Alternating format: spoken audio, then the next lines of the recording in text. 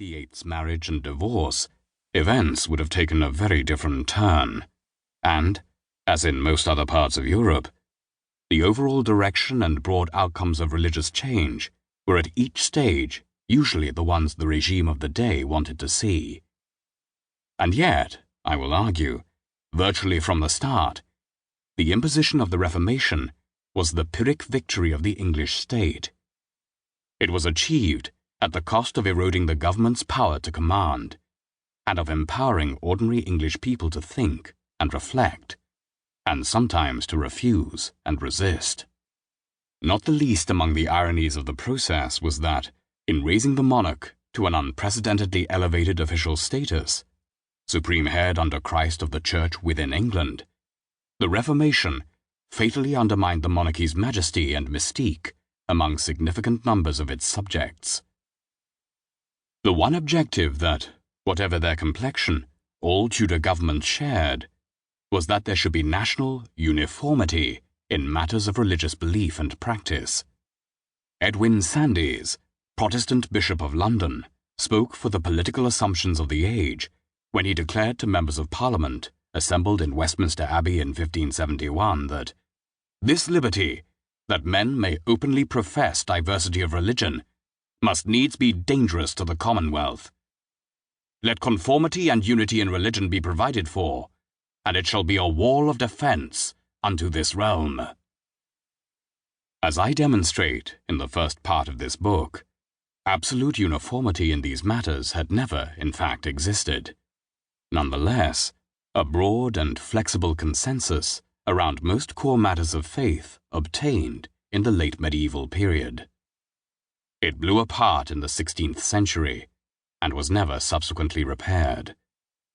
Increasingly, pluralism and division, rather than underlying unity, were the defining characteristics of English religious life, a development that in itself helped to transform the very nature of religion and the role it occupied within society. This development took place, I will argue, not just despite, but to a considerable extent because of, government strategies and policies. Some shared assumptions of faith were already breaking down in the 1520s, but Henry VIII opened a Pandora's box of plurality, licensing evangelical reformers to make their frequently persuasive, but invariably divisive case in front of the English public. At the same time, the king's fitful and erratic attempts to rein in the reformers and promote his own idiosyncratic versions of traditional Christianity fueled intense rivalries within the church, emboldening idealists of varying kinds to pursue and promote their own agendas for change. In these circumstances, even the mechanisms for imposing uniformity often had the effect of advertising alternative possibilities. A turn to the propaganda potential of the printing press, the core and consistent strategy of political regimes across the century, made appeals to, and to a considerable extent called into being, the volatile phenomenon of public opinion. Yet all attempts to persuade through force of argument implicitly concede the possibility of failure. They recognize the existence of different ways of looking at the world. Even direct efforts to control and constrain the consciences of subjects through, for example, an insistence on the swearing of solemn oaths or the making of formal public declarations of assent, could in practice serve to galvanize resistance and provide rallying calls for opposition. The most coercive of all government policies in the 16th century, the putting to death of dissidents, was only ever partially successful as an instrument of enforced uniformity.